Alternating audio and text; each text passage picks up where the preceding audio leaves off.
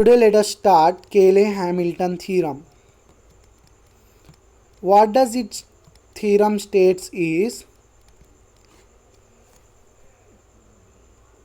that a square matrix satisfies its own characteristic equation. That means if we get lambda cube minus lambda square plus lambda minus 1 equal to 0 as one of the equation, we call this equation as characteristic equation. Okay, characteristic equation.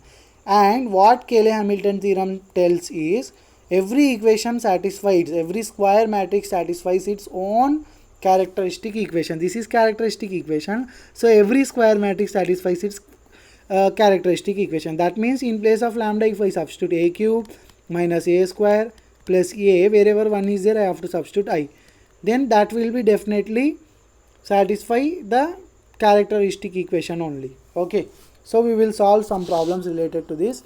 It is actually the continuation of the same thing what we were discussing in our previous classes. Okay, so problem number 35. What is that? The characteristic equation of 3 cross 3 matrix P is defined as, they have defined the characteristic equation like this. Then the inverse of matrix P, they are asking the inverse value. Okay, first what is the characteristic equation? They have given lambda cube plus 2 lambda plus 1 equal to 0. If I substitute P, then definitely it will satisfy that thing also. P plus P square plus 2P plus I equal to 0. But they are saying us to find out inverse of P. That means we have to find out P inverse value. That is very easy. If I take P outside from this thing, if I take matrix P outside, then what will get? P square plus P plus 2I, because there will be 1, that means I, plus here I will get P inverse equal to 0. Now I can equate this thing 0. So P square plus P plus 2I plus P inverse equal to 0. I want value of P inverse. P inverse is equal to minus of P square plus P plus 2I. Okay, option D is correct. Next, problem number, okay, they are saying same data for question number 36 and 37. Cayley-Hamilton theorem states that square matrix satisfies its own characteristic equation. Consider a matrix. They have given some matrix A equal to minus 3, 2, minus 1, 0. Then A satisfies the relation. Which relation A will satisfy? We have to find out. Question number 36 we will do first. So A is equal to, I have to write minus 3 minus lambda, 2 minus 1, 0 minus lambda. First find out characteristic equation. Minus 3 minus lambda, 2 minus 1 minus lambda. Find out characteristic equation.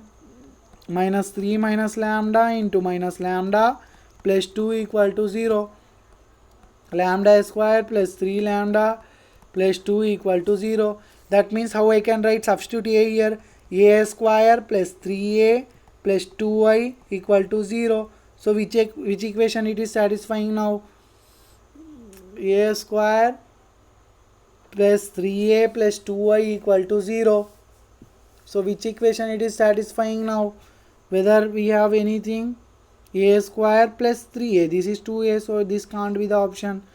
A plus I, A plus 2I, no, we are not getting like this. It may be, because there is A inverse, it may be. First find A inverse.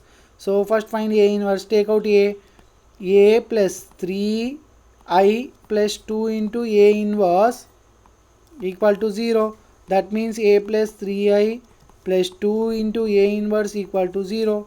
Find out A inverse.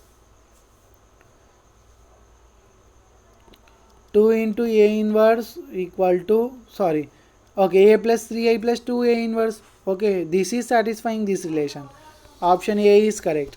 Next, problem number 37. A raised to power 9 they are asking. A raised to power 9. How will you find A raised to power 9? I can find A raised to power 9 as A cube whole cube. Okay, A cube whole cube I can do easily. Okay, for finding A cube whole cube, first you should know what is A cube. So how will you find out A cube? You know the characteristic equation. What is characteristic equation? A square plus 3A plus 2I equal to 0.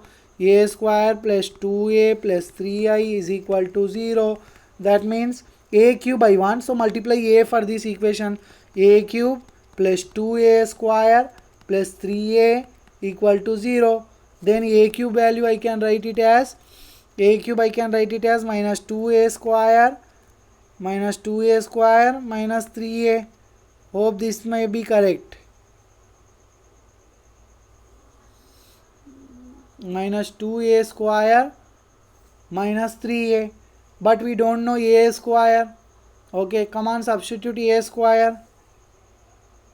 Have I written correct? A square plus 3a, this is plus 3a. A square plus 3a plus 2i, this is plus 2i. So this will be 3, this will be 2. Now this will be 3, this will be 2. So what is a cube? A cube is equal to minus 3a square minus 2a. Why I am converting in terms of only a? Why? Because if you see, there is option only in terms of a and I.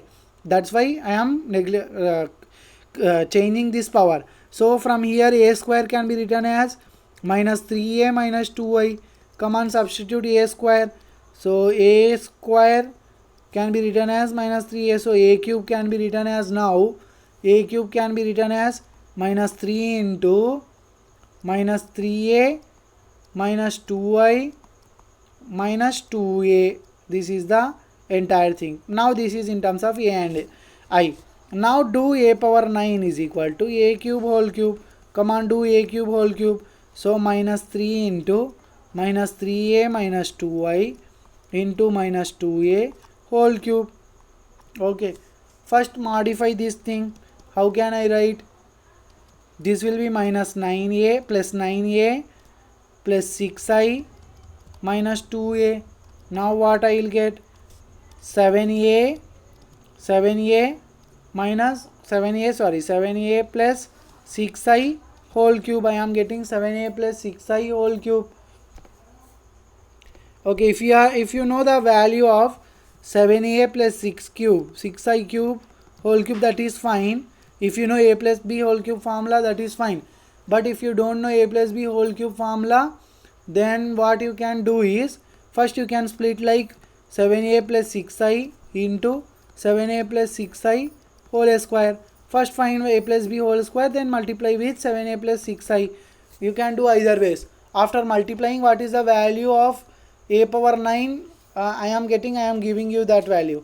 So a power 9, I am getting it as 343a cube plus 250 216i plus 882a square plus 756a. I am getting this. But we want only a and I. So again replace what is the value of a cube here. 7a plus 6i is the value of a cube. Then plus 216i plus 882, again value of a square, minus 3a minus 2i.